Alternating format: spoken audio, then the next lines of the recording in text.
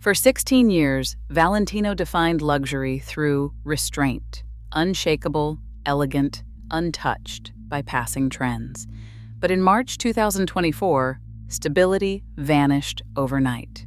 Pierpaolo Piccioli was out, a sudden revenue jolt of minus 2.5% hit, and a new vision arrived that nobody could ignore. If a house built on identity pivots this sharply, what actually happens to its soul? This is where the unraveling begins. Pierpaolo Piccioli's vision for Valentino was rooted in discipline. Every collection, whether couture or ready-to-wear, carried a clear sense of purpose, a deliberate restraint that set the house apart from the volatility of the wider fashion world. Under his direction, the silhouette became a signature. Long, clean columns that swept the body, but never overwhelmed it. The lines were sharp, the tailoring precise, and the details subtle. This was not minimalism for its own sake, but a studied elegance that honored the Roman heritage of the brand. Color was never an afterthought. Piccioli's use of monochrome, especially the now iconic pink PP introduced in 2022, became shorthand for the house's modern identity. Developed with Pantone, this saturated fuchsia appeared everywhere: gowns, suiting, accessories, even campaign backdrops. Critics praised the audacity of dedicating an entire season to a single hue, calling it a masterclass in visual coherence. Pink PP was more than a trend. It was a statement of confidence, instantly recognizable and impossible to imitate. Across product lines, the message remained consistent. Whether in the ornate embroidery of an haute couture dress or the crisp simplicity of a ready-to-wear blazer, the codes held steady. Roman glamour was present in every drape and pleat, but always filtered through Piccioli's lens of restraint. The brand's advertising echoed this discipline, emotional but never sentimental, modern but rooted in tradition. Runways featured diverse casting and inclusive storytelling, but the clothes themselves never chased the spectacle of the moment. Instead, they offered a quiet authority that resonated from red carpets to private salons. Industry observers took note. Fashion editors and buyers pointed to Valentino as a rare example of a house that resisted the urge to reinvent itself with every season. Instead, Piccioli built a reputation for continuity. Celebrities gravitated toward the label for major events, trusting in its ability to deliver impact without excess. The coherence across couture, ready-to-wear, and accessories became a yardstick for luxury houses everywhere.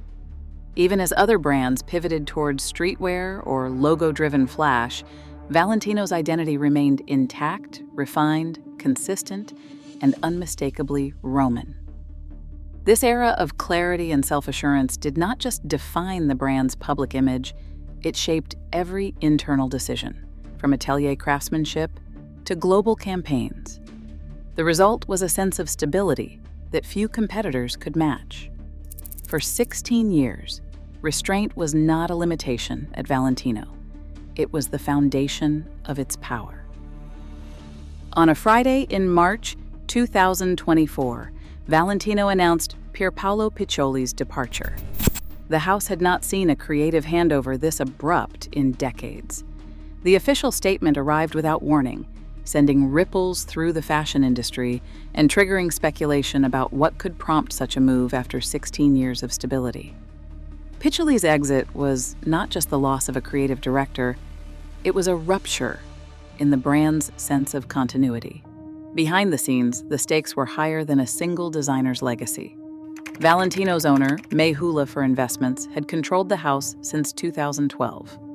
Unlike the parent groups driving aggressive expansion elsewhere, May Hula's approach was built on patience, favoring slow, deliberate growth and long-term equity over quarterly headlines. The brand was treated as an asset to be preserved, not a vehicle for rapid reinvention. This philosophy shaped every decision, from store rollouts to the measured pace of product launches. But the numbers in early 2024 told a different story. Revenue slipped by 2.5%, a rare contraction for a house that had weathered the turbulence of the pandemic and global economic slowdowns. Much of the pressure came from Asia, where luxury demand faltered, and from wholesale partners recalibrating their orders. Even as direct retail and e-commerce posted modest gains, the overall dip signaled a break in the brand's once reliable momentum. Internally, the need for a new strategy became urgent. The ownership structure itself began to shift. That summer, Kering, the French luxury conglomerate behind brands like Gucci and Saint Laurent, acquired a 30% stake in Valentino. The deal included an option for Kering to purchase the remainder of the house by 2028. This was not a hostile takeover, but it introduced a new layer of complexity. Mayhoola remained in control, but Kering's involvement brought fresh expectations and a sharper focus on results. The partnership was framed as an alliance, but for Valentino, it meant navigating between the Qatari fund's patient stewardship and Kering's appetite for cultural relevance and global scale. In the wake of Piccioli's exit, the mood inside the company shifted from confidence to uncertainty. The financial tremor of 2024 was not catastrophic, but it was enough to force a reckoning. For a brand built on the promise of stability, the loss of its creative anchor and the arrival of a new shareholder raised questions about what and who Valentino would become. The next move would not be about subtle evolution. It would be a test of how much disruption the house and its legacy could withstand. Alessandro Michele arrived at Valentino with a reputation that preceded him, a creative force shaped by 7 years at the helm of Gucci, where he turned the house into a global phenomenon. His approach was anything but restrained. From 2015 to 2022, Michel's Gucci was a riot of color, history, and contradiction. The runways overflowed with references: Renaissance portraits, thrift store finds, the 1970s glam rock, and Roman Catholic iconography, all colliding in dense, layered looks. Gender boundaries blurred as men wore lace and pearls, women donned oversized tailoring, and every collection seemed to invite a new definition of beauty. Michel's world was maximalist by design. He believed in more embellishment, more narrative, more emotion stitched into every scene. His creative philosophy can be traced to a single line often repeated in interviews: "The dust is precious." For Michele, the past is not something to sweep away. Instead, it is a living archive, waiting to be reimagined and revived. At Gucci, he scoured the brand's archives, pulling out forgotten motifs and silhouettes, then twisting them into something unexpected. A 1970s logo handbag reappeared with punk hardware. A classic loafer was recast in neon python. He saw beauty in contradiction, arguing that fashion should be a place where you can be everything at once. This magpie instinct, collecting, hybridizing, and layering, became his signature. Michel's Gucci shows were immersive spectacles staged in ancient theaters or glass-walled museums with models gliding past relics and curiosities. Every look told a story, sometimes several at once. Critics described his aesthetic as a kind of visual archaeology, unearthing fragments of the past and assembling them into something dazzlingly new. The effect was both chaotic and strangely coherent, earning him a cult following among young, internet-savvy audiences and a spike in social media engagement. Between 2015 and 2019, Gucci's revenues doubled, fueled by this very unpredictability. Yet beneath the surface, there was always method to Michele's madness. He viewed fashion as a language, one that could express identity, memory, and longing in equal measure. In his own words, fashion is about the present, but the present is always untimely. It's always haunted by its own history. As Michele stepped into Valentino's storied ateliers, he brought with him not just a toolbox of visual references, but a philosophy that treats the archive as both sacred and malleable. His arrival set expectations for a house that would no longer be defined by restraint alone, but by a new kind of extravagance. One that finds value in every layer of dust, every relic, every forgotten dream. For Valentino, the question was no longer whether to change, but how much of its identity could survive the shock of reinvention. On the runway, the contrast between Piccioli's Valentino and Alessandro Michele's vision is immediate and unmistakable. Piccioli's final shows were studies in discipline, silhouettes drawn in clean, uninterrupted lines, gowns that skimmed the body with a quiet confidence, and color stories anchored by monochrome statements. Most memorably, the pink PP that saturated every surface from fabric to set. Embellishment was precise, never overwhelming. Jewelry and embroidery appeared as punctuation, not paragraphs. Michele's debut, by comparison, unfolded in a venue far from the stately heart of Paris, a martial arts complex on the city's edge. The location itself signaled a break from tradition, but the clothes made the point even sharper. Gone were the unbroken columns and restrained palettes. In their place came layered asymmetry, with garments twisting and folding over each other, sleeves trailing, hems uneven, and volumes swelling unpredictably around the body. The collection pulsed with saturated color, deep emerald, electric violet, acid yellow, and a riot of clashing prints. Where Piccioli favored one hue at a time, Michele stacked shades and patterns, often within a single look. Ornamentation now covers every surface. Vintage-inspired brooches, crystal-studded gloves, and cascades of pearls compete for attention with lace, feathers, and archival ruffles. Accessories are no longer supporting players, but co-stars, layered in a way that recalls Michele's Gucci years. Even the model's styling, gender-fluid, hair tousled, makeup theatrical, signals a world away from Piccioli's polished, almost classical casting. Staging has shifted too. Michele's first show blurred the line between reality and dream, with models wandering through a set that felt both familiar and surreal. The narrative is dense, packed with references from Valentino Garavani's early experiments, fuchsia shirts, Baroque capes, naked fittings, reimagined as part of a new, almost archaeological ritual. Looks are mixed across genders, with co-ed ensembles walking together, further dissolving the boundaries that once defined the house's identity. The effect is not subtle. Where Piccioli's Valentino projected serenity and unity, Michele's version thrives on contrast and collision.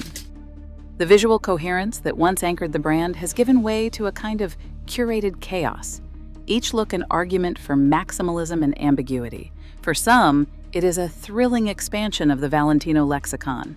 For others, it is a jarring departure from everything the house once promised. The question now hangs in the air. Can a brand built on restraint survive the shock of such radical excess, or has something essential been lost in the pursuit of reinvention? Critics, buyers, and longtime followers of Valentino wasted no time in weighing the impact of Alessandro Michele's arrival. The first reviews landed within hours of his debut, reflecting a split that ran through every layer of the industry. Some praised the theatrical energy, calling it a necessary jolt for a house seen as too careful in recent years. Others struggled with the sudden break from restraint, voicing concern that the brand's signature coherence had been replaced by spectacle. Department store buyers, facing their own pressures from shifting consumer habits, described showroom reactions as cautious. Orders for key looks were placed, but the volume and certainty of previous seasons were missing. Social media, always a barometer for cultural relevance, exploded with debate and hashtags trended, but sentiment was sharply divided between excitement and nostalgia for the old Valentino. With so much noise, measuring success or failure becomes a matter of tracking the right signals. 5 indicators offer a way to watch the story unfold. First, couture bookings, the number of private clients commissioning custom pieces, a direct test of the house's appeal to its most loyal audience. Second, red carpet appearances, how often stylists and celebrities choose Valentino for major events, and whether the new aesthetic holds up under the spotlight. Third, wholesale pre-orders, the willingness of global retailers to invest in Michele's vision, especially as luxury demand softens in Asia and the United States. Fourth, resale and auction values, which reveal how collectors and vintage buyers rate the desirability of both new and archival pieces. Fifth, the gap between social media buzz and actual sell-through, how much of the online conversation translates into real sales at flagship stores and online. Industry analysts point out that many of these metrics remain opaque or lagging, especially for a privately held company like Valentino. There are no public numbers for couture commissions or detailed breakdowns of red carpet placements. Wholesale data is closely guarded, and resale trends can take seasons to crystallize. Still, these 5 watch points form a practical toolkit for anyone trying to read the signals beneath the surface spectacle. As the debate over Valentino's new identity continues, these are the measures that will reveal whether the house has found a new equilibrium or simply lost its way. Valentino's financial stability, once a given, now sits on uncertain ground. In 2024, the brand reported EBITDA of 246 million euros, a sharp 22% drop from the previous year, driven by the costs of creative transition and a global slowdown in luxury demand.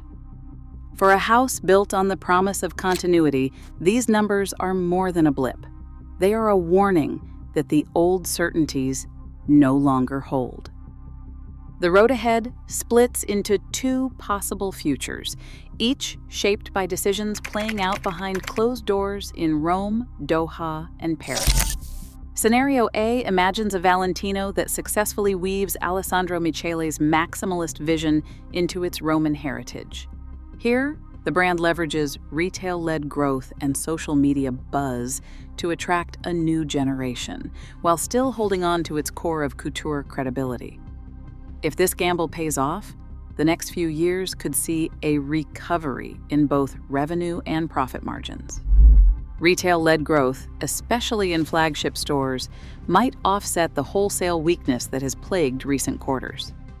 Mayhoola, still the majority owner, could see its long-term strategy validated, while Kering's 30% stake becomes a springboard for even deeper integration. In this version of the future, Michele's creative risk is rewarded, and Valentino emerges as a maison that feels both ancient and utterly contemporary.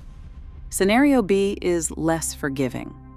If Michele's bold new direction fails to resonate with legacy clients and couture loyalists, Valentino risks losing the coherence that once set it apart.